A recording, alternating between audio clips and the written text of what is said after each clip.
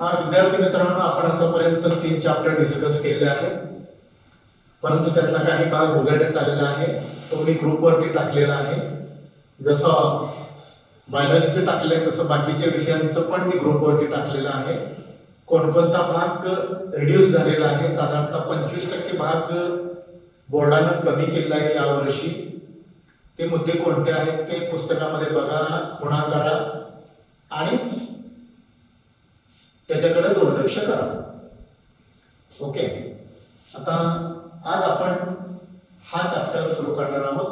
Chapter number 10, human health and diseases. तर याच्यातला कुठलाही भाग वगळलेला नाही. त्याचबरोबर आपण पूर्वी जो डिस्कस केला ना, इनहेरिटन्स अँड व्हेरिएशन, त्याच्यातला पण कुठलाही भाग वगळलेला नाही. जो भाग वगळलेला आहे, जसं रेस्पिरेशन अँड सर्क्युलेशन मधला आर्टिफिशियल व्हेंटिलेटर, त्यानंतर रेस्पिरेटरी मुवमेंट्स आणि सर्क्युलेशन मधला heart transplant, silent heart attack आणि अँजिओग्राफी, हे मुद्दे वगळण्यात आले आहेत. ठीक आहे, याच्यातला कुठलाही मुद्दा वगळलेला नाही. हा चॅप्टर आपण आज डिस्कशन करतोय, ह्यूमन हेल्थ अँड डिसीजेस. तर याच्यामध्ये पहिल्यांदा हेल्थची डेफिनेशन आपण पाहणार आहोत. Health, it is one of the most important aspect of our life. It is said that health is wealth.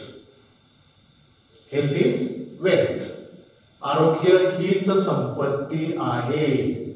बाकीच्या संपत्तीपेक्षा आपलं आरोग्य चांगलं असणं हे आपल्या दृष्टीनं अतिशय महत्त्वाचं आहे आणि म्हणून आपल्याला आरोग्याची इथं माहिती घ्यायची आहे. आरोग्य म्हणजे तरी काय आहे, आरोग्याची व्याख्या काय आहे. आपण जनरली आरोग्याची व्याख्या अशी करतो, काय, absence of disease, absence of disease. But it is not a complete definition.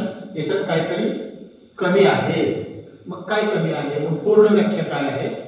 तर वर्ल्ड हेल्थ ऑर्गनायझेशननं, WHO ने आरोग्याची व्याख्या अशी केलेली आहे. काय आहे व्याख्या? According to World Health Organization, health is a state of complete physical well-being, mental well-being and social well-being. Physical, mental and social well-being of a person, and not only an absence of disease. आपण मागे सांगितलं absence of disease म्हणजे health, पण नुसतं absence of disease म्हणजे health नव्हे, तर त्याच्यामध्ये फिजिकल फिटनेस पाहिजे किंवा फिजिकल वेलबिईंग पाहिजे, मेंटल वेलबिईंग पाहिजे आणि सोशल वेलबिईंग पाहिजे. पुन्हा सांगतो, physical well-being, mental well-being and social well-being of a person, and not only an absence of disease is called as health.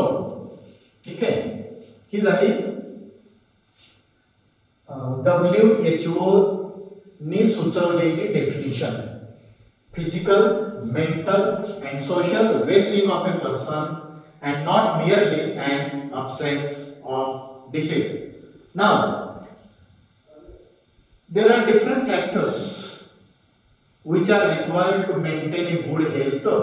आपलं आरोग्य चांगलं राहण्यासाठी काही गोष्टींची आवश्यकता आहे. त्यातला पहिला मुद्दा आहे बॅलन्स्ड डाएट. आपला आहार योग्य पाहिजे, आहार संतुलित पाहिजे, आहार पोषक पाहिजे, संतुलित आहार पाहिजे. बॅलन्स्ड डाएट असेल तर आरोग्य निश्चितपणे चांगलं राहू शकतं. दुसरा मुद्दा आहे एक्सरसाइज.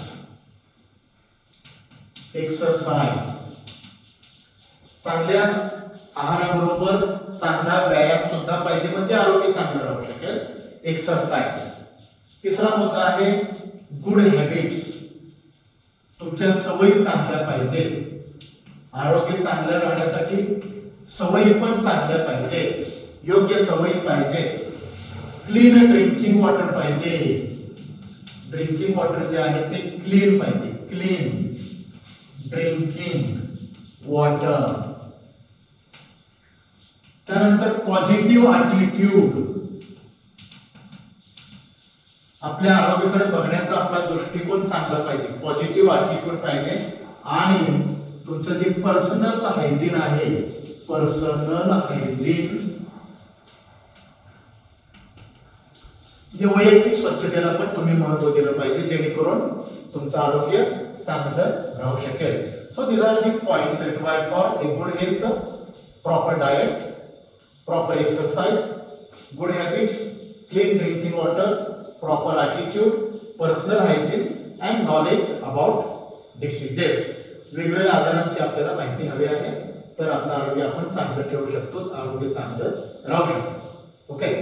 तर पुढचा पॉईंट आपण डिस्कस करणार आहोत तो म्हणजे इम्युनिटी.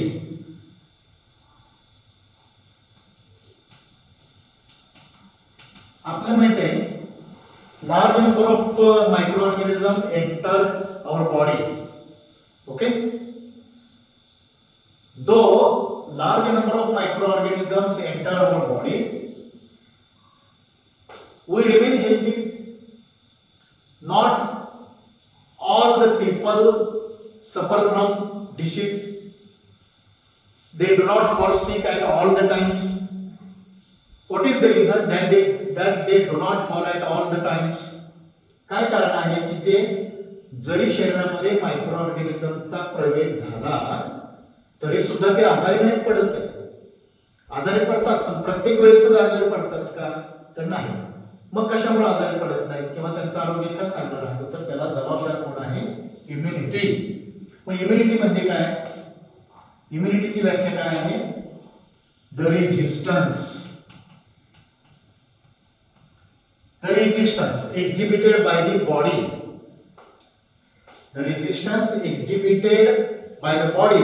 आपल्या शरीरानं दाखवलेला प्रतिकार शक्ती.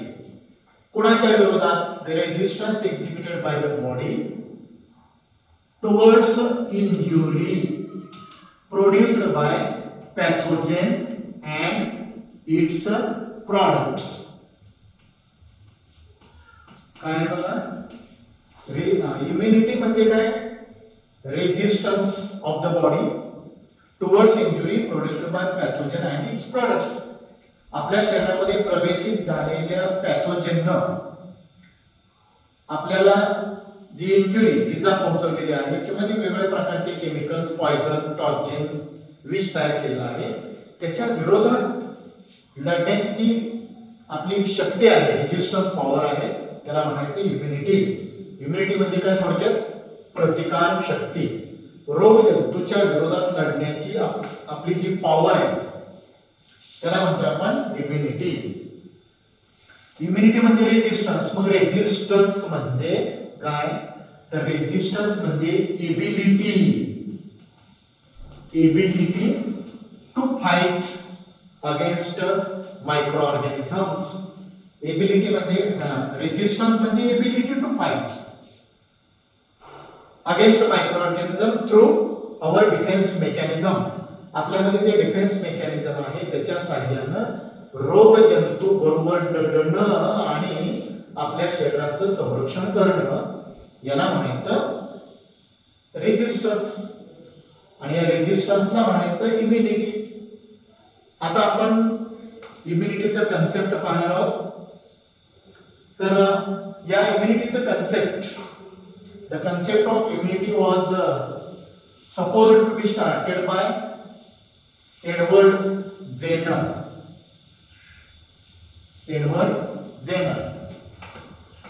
Immunityचं concept of immunity.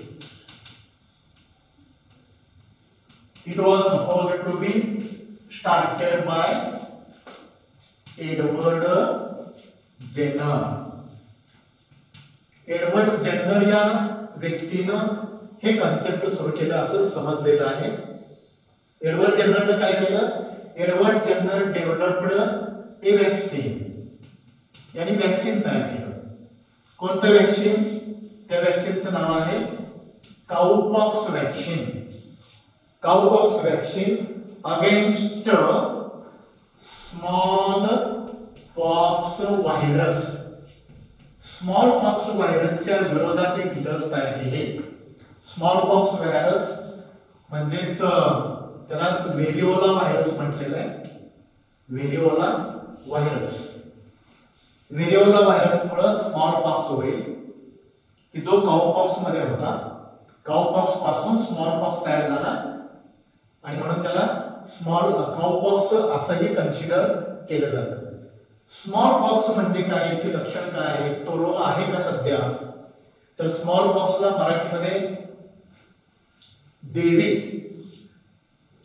देवीचा रोग, देवीचा आजार असं म्हटलं जातं. सध्या त्याचं अस्तित्व नाही. It is eradicated all over the world. साधारणपणे 1980 नंतर हा आजार याचं पूर्ण उच्चाटन झालेलं आहे. It is इरॅडिकेटेड.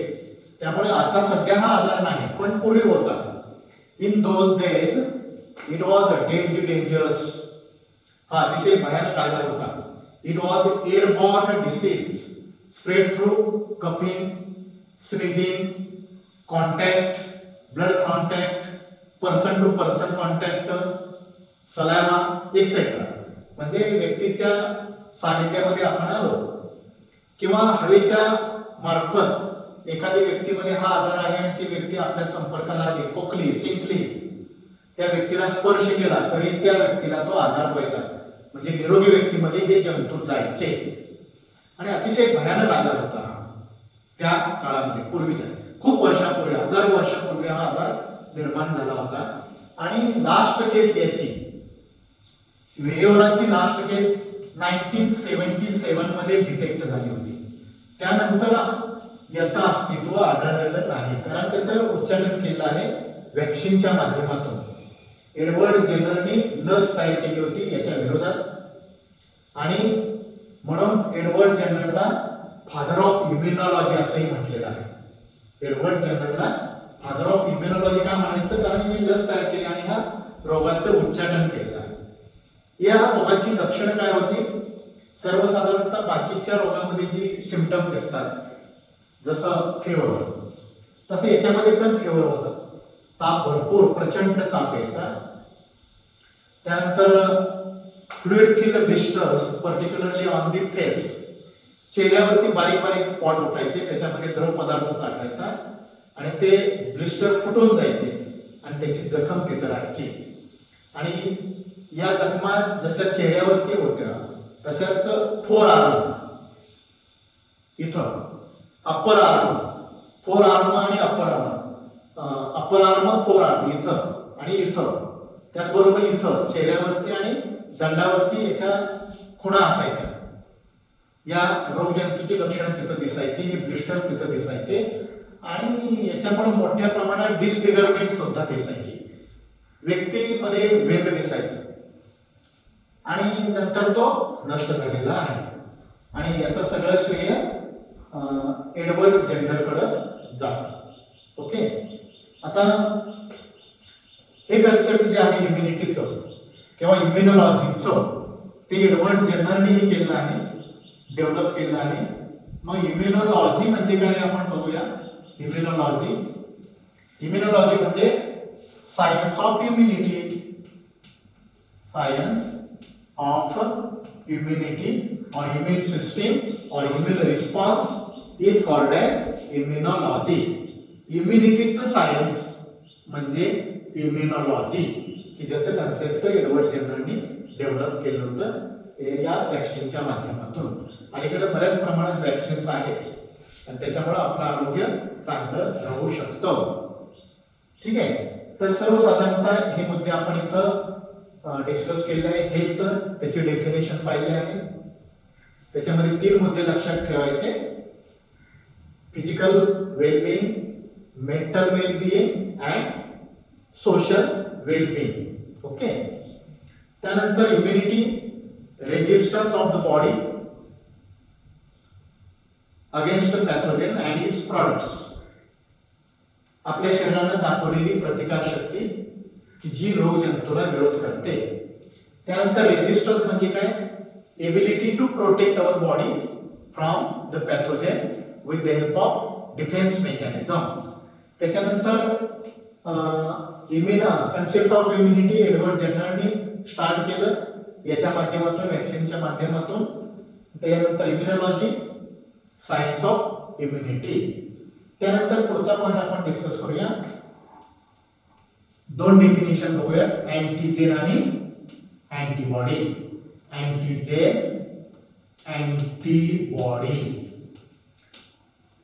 या दोन टर्म्स आपल्याला वारंवार येणार आहेत या चॅप्टर मध्ये. Antigen, antibody.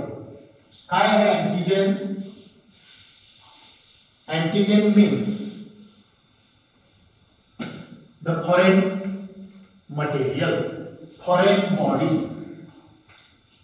foreign material, foreign molecule, foreign body such as microorganisms. They may be bacteria, virus, fungus, helminthes, worms, protozoans, whatever it may be, dust, pollen grains, etc. All are foreign bodies, that means they are antigens. Antigen म्हणजे काय? आपल्या शरीरामध्ये बाहेरून आलेलं जे material आहे, आता सांगितलेलं कोणतं का असेना, हे आता सांगितल्यापैकी त्याला आपण अँटीजन म्हणणार आहोत. आणि हे एकदा आपल्या शरीरामध्ये एंटर झालं की त्याच्या विरोधात जे केमिकल तयार होतंय हे केमिकल म्हणजे अँटीबॉडी. अँटीबॉडी म्हणजे काय? हे chemical produced in response to the foreign material.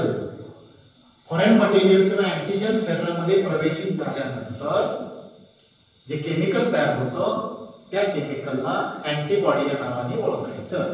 Okay. तर सर्वसाधारणतः आपण इथपर्यंत कोणकोणते मुद्दे पाहिले बघा. पहिल्यांदा हेल्थ डेफिनेशन पाहिली, त्यानंतर इम्युनिटी पाहिली, त्यानंतर रेजिस्टन्स पाहिलं, त्याच्यानंतर इम्युनॉलॉजी पाहिलं, इम्युनॉलॉजीचं कन्सेप्ट पाहिलं, त्याच्यानंतर अँटीजेन म्हणजे काय हे पाहिलं, आणि आता अँटीबॉडी बद्दल आपण पाहिलेलं आहे. याच्यानंतर आपल्याला इम्युनिटीचे टाइप्स, इम्युनिटीचे प्रकार पाहायचे आहेत. इम्युनिटीचे प्रकार आहेत दोन. ते प्रकार